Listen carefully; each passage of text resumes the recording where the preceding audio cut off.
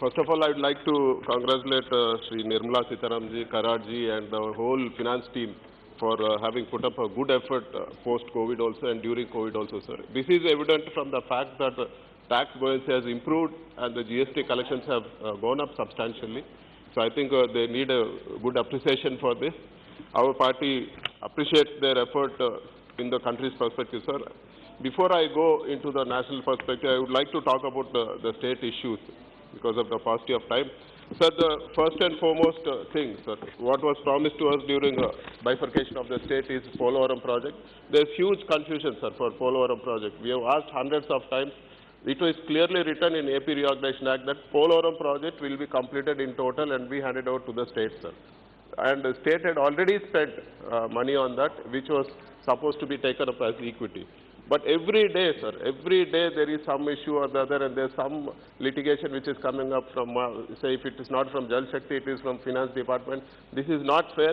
Polavaram project is a national project and was promised to us saying that it will be completed in time. So central government should support us heartfully, sir. We don't need a half-hearted support in this aspect.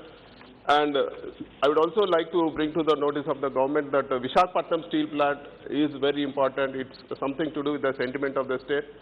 It is not a loss-making venture. This year, we are definitely sure that Visakhapatnam steel plant will make good profits, sir. I've heard, like in the replies, they're saying that we are going to sell loss-making unit, but there's just 6 or 7 days left for this March month to complete. And I want the ministry also to take a note of this, sir, because it's going to be profitable, and even the years to come, steel industry is looking very bright, and it's going to be in profits. We request the government to think of improving Visakhapatnam steel plant by allotting captive mines. And sir, I would like to point out that when BSNL is a loss-making thing, the government should think of privatizing BSNL or things like that, which is going to make a loss, but not Visakhapatnam steel plant. And we have seen, sir, recently there have been a lot of students who have returned from Ukraine. The thing is that we are not able to provide them medical education in the country, sir. A lot of people are going there because they are getting cheap education. And the standard is also not bad, sir, what they are providing Ukraine or Philippines. So the state government has taken up a very good initiative. Our Honorable Chief Minister has taken up a very good initiative. He is setting up 13 new medical colleges, sir. They are in various stages of progress. So I request the government to come forward, sir, because there should be a long-term solution. Our students can't go for education outside. We are talking of Atmanirbhar Bharat. But where is Atmanirbhar Bharat in education? Why should our students go out when we have very good teachers, when we have very good staff here? So I request the central government to support these medical colleges in the interest of the nation. And I will also request the government to support for our fishing harbors and the ports, sir. The government will not be at a loss, because whatever we transport through these fishing harbors in the small vessels, throughout the country we can transport them. So there are thousands and thousands of trucks which go from Andhra Pradesh, be it fisheries or fisheries product fish or rice or any other agri products. A lot of things get transported from Andhra Pradesh. But if we make use of these 9 fishing harbors which AP is doing, and these ports, new ports which AP is developing, I think a new ecosystem will develop, sir. And the government will get back their revenues in the form of GST. The government should, I request the central government to support these fishing harbors and these ports, sir, because ultimately they are also going to enjoy the revenues and enjoy the tax collections from these ports.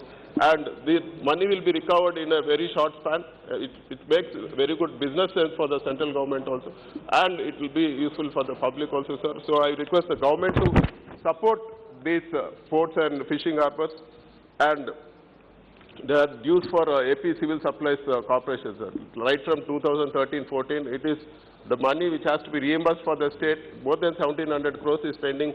We request the central government to come out with all the things, because CAG is already ratified and we are eligible for the reimbursement, so they should immediately do this.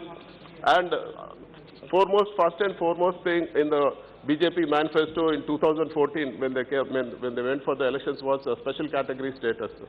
We were given unviable finances after our state plus split. We have the most unviable finances in the country, sir.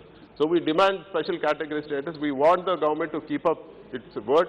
And it is not a request, sir. What we have promised, what was promised on the floor is this House, we are demanding a special category status. And even the revenue deficit grant also has not been completely reimbursed. And I have raised issues regarding mango farmers during the discussion, even in the Commerce Ministry. So I would like to bring to the notice of the government, sir. I would like the attention of the Honorable Minister, sir. Sir, there is a discrepancy for mango pulp and mango puree, sir, where GST is being charged at 18% instead of 12%. So it is different, sir. There are farmers in Gujarat, there are farmers in Karnataka, Andhra Pradesh who are dependent on mango. There are people there in Maharashtra, throughout the country, sir. Each state is interpreting in a different way, and now people are being asked to pay retrospective at 18%.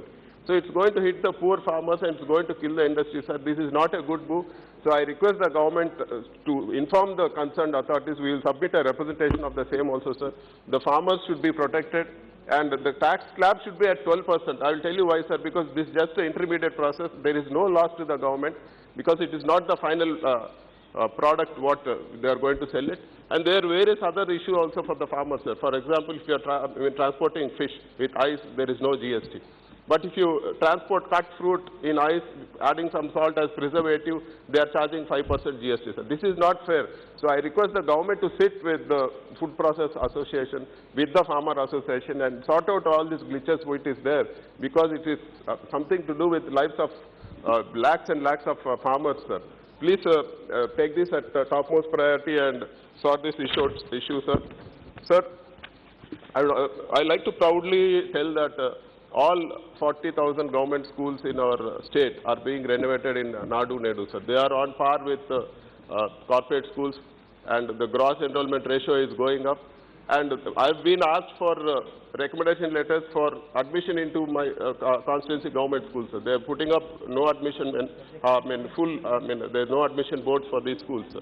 So such is the thing effort our CM is putting in terms of schools. So I would like the central government to support for this program, this novel program, where all the schools are being renovated and all the poor people get a fair chance to get a very good education. So even the other states have announced, sir. Even the UP has announced, Telangana has announced similar lines what AP is doing. So I request the central government to support this scheme, sir. Without education, the country will not move in the proper education will not move in the right direction. So, and coming to the other issues, sir, issues where payment is pending from central government, sir. There will be, people are being asked to pay advanced GST even before the realization of the payment, sir. Last time I raised this and they said it's a prerogative of the GST Council. The Honorable Finance Minister, being head of the GST Council, should initiate this and see that without realization of the payment, when people are in stress and government is trying to come up with incentives and support, that too when government is not paying the people, how can the GST be collected in advance? So there should be proper justice in this. Only upon the actual realization of the payment, GST should be collected in such cases. I want the Honorable Minister to propose this also. And, sir, in the national perspective, you see the current tax threshold is 2.5 lakhs. It is fixed at 2014. But the inflation has increased a lot, so the poor people will not be benefited. The threshold limit should be indexed to inflation so that the benefit will be there for the basic slab, the bottommost slab, where we don't need to pay the income tax. And all the slabs also need to be rationalized. There are various slabs and it is confusing for the people. And in terms of this faithless assessment and other things, sir, the proposed substitution of section 144B that deals with the procedures around faithless assessment, which was introduced just the previous year, has been amended, sir. And there have been 150 amendments, which is not good, sir. There should be some clarity. There's a lot of confusion. Such huge amendments is not good for the thing.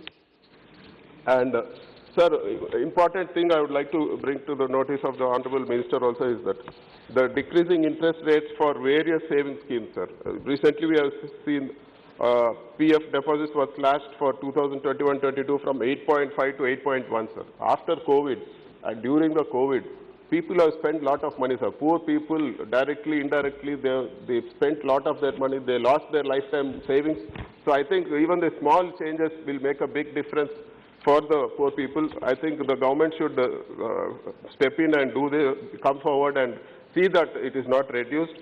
And there are reports that the interest rate on small savings, other small savings schemes might also be lowered, sir, which is not good.